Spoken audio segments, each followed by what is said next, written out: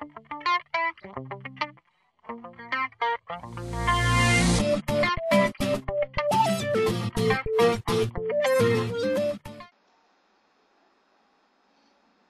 el Señor lo bendiga. De nuevo estamos aquí en Estudio Bíblico, en esta oportunidad con el capítulo 18 del Evangelio según San Mateo.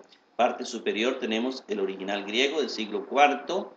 En la parte inferior las dos versiones de la Reina, la Reina Valera 1995, mejor versión, considerada por su servidor como la mejor de la Iglesia Cristiana Evangélica. Y la que considero mejor en la Iglesia Católica, la Biblia Jerusalén 1976. Dice la palabra de Dios en el versículo 1, capítulo 18 de Mateo. En aquella hora se acercaron los discípulos a Jesús diciendo: así pues, ¿quién es grande en el reino de los cielos? La gran pregunta que se hacen los seres humanos, dicen que los seres humanos deseamos dinero, deseamos placer, y deseamos fama o poder. El poder o la fama, el Señor, ¿quién es el más grande? Yo quiero ser el jefe, el principal, el más grande de todos. Aquí, ¿quién es el más grande? Para ti, ¿quién es el más grande de nosotros? ¿Cuál es el más importante? ¿Cuál es el jefe? Una pregunta parecida a esa es la que vienen a hacerle a nuestro Señor Jesucristo. Y Jesús hace una comparación que nos va a quedar a los cristianos para siempre muy clara sobre quién es el más grande en el reino de los cielos. Llamando a un niño, lo puso en medio de ellos. Vea que está llamando al que es menos grande, al que es menos importante desde la perspectiva de ese momento, al que tiene menos derecho a hablar en una reunión, al que, digamos, el que generalmente tiene menor importancia. Dice, y llamando a un niño lo puso en medio de ellos. Y dice la palabra, y dijo: de cierto os digo que si no os volvéis o convertís, aquí se usa el verbo strafite, si no os volvéis, convertís, y os hacéis como niños, no entraréis en el reino de los cielos. Recordemos que el reino de los cielos no es una iglesia, es más que eso. El reino de los cielos es una forma de vida. El reino de los cielos está conformado por personas que creen en Jesucristo, que le han aceptado, que tratan de vivir de acuerdo a su palabra.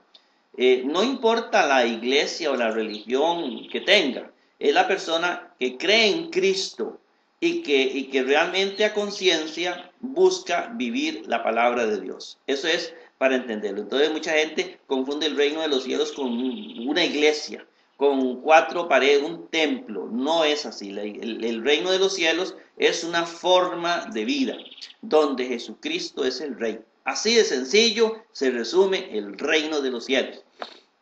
Y para entrar al reino de los cielos, dice la palabra de Dios, hay que ser como niños. Si usted y yo somos como niños, somos parte del reino de los cielos. Entonces, vean ustedes la comparación que Jesús está haciendo, y aquí viene a exaltar uno de los valores del niño. Versículo 4. Así pues, cualquiera que se humille como este niño, ese es el grande en el reino de los cielos.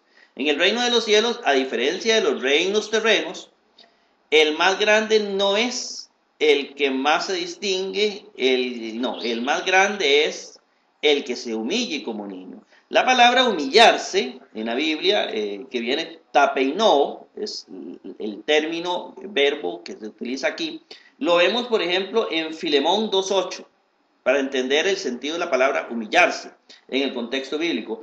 Cristo se humilló obedeciendo hasta la muerte. Eso que hace Cristo es humillarse. Ese es ser humilde, humillarse. Es lo que hizo Cristo. Era Dios, se hizo hombre y vino y obedeció al Padre hasta la muerte. Esa obediencia es una virtud que debe tener el creyente, básica para ser grande en el reino del ser. Humilde es hacer lo que Cristo hizo. Hago yo eso en la iglesia.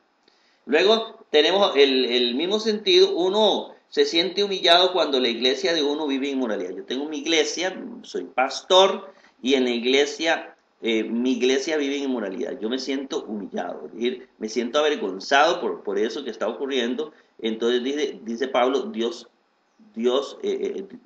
me puede humillar Eso lo encontramos en 2 Corintios 12:21.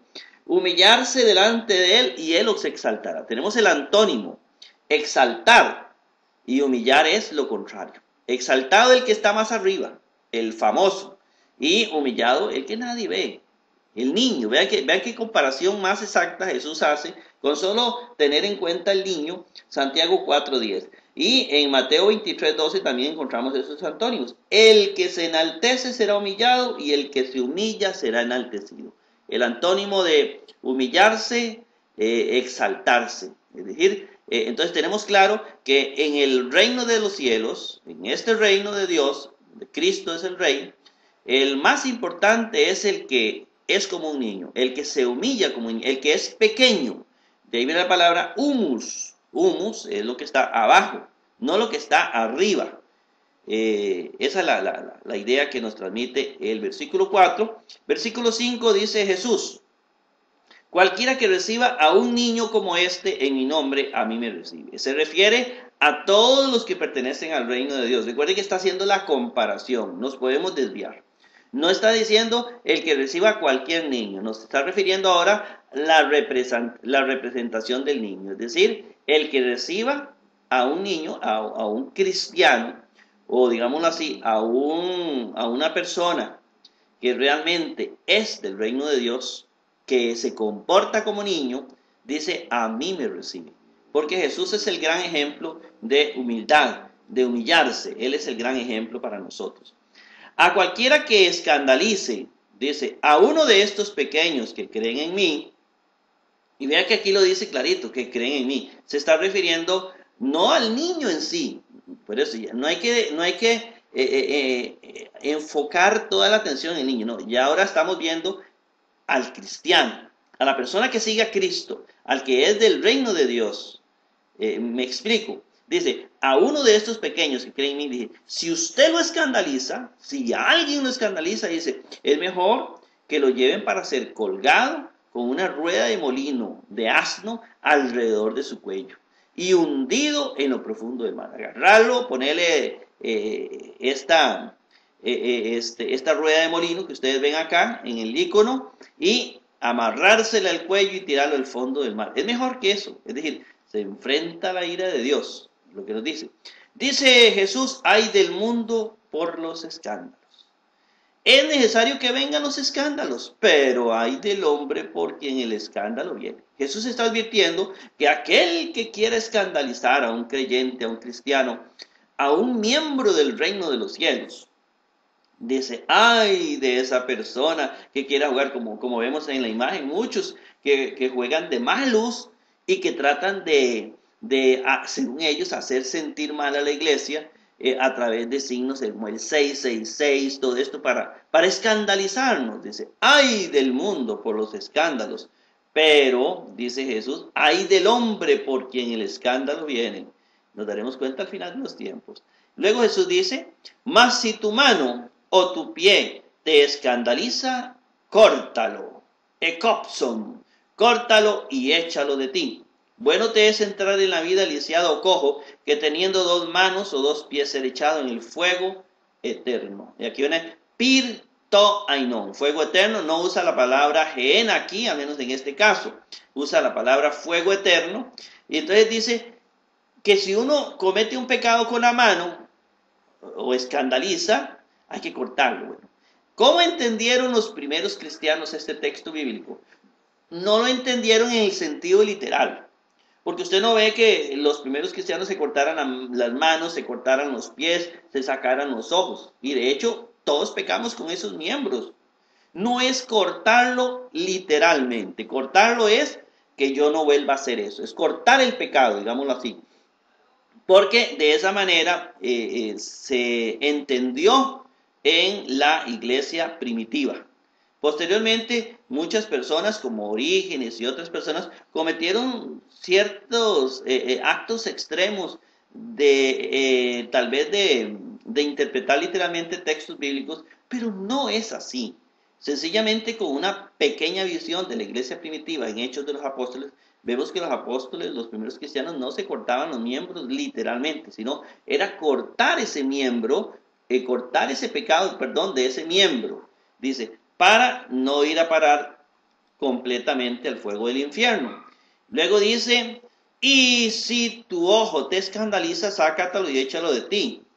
Bueno te es entrar tuerto en la vida que teniendo dos ojos ser echado. Y aquí sí viene la gehenna de fuego. Tin gena tu piros, la gehenna de fuego. Y esta gehenna de fuego que aparece aquí, vamos a explicar un poquitito porque era fuera de Jerusalén, en el valle de Hinón. Aquí es donde había un basurero y aquí quemaban la basura en los tiempos antiguos. Y en el pueblo judío, en los tiempos de Jesús, eso significaba o eso era comparado con el fuego eterno que íbamos a o que va a sufrir la persona que no conoce o que no sigue a Dios. Gehenna de fuego, según explicado Mateo 18:9, según a Jerusalén 1976, del hebreo Heinom, nombre de un valle de Jerusalén profanado antiguamente por sacrificios de niños, ver Levítico 18:21. Designó más tarde el lugar maldito reservado para el castigo de los malos, nuestro infierno. Según la Reina Valera 1995, explicación de Marcos 9:43, se deriva del nombre hebreo Heinom, que se daba al quemadero de basura, oiga, un quemadero de basura en el valle de Hinón, cerca de Jerusalén. Segunda de Reyes 23:10, en el siglo I antes de Cristo, este nombre se aplicó al lugar de castigo reservado para los malos.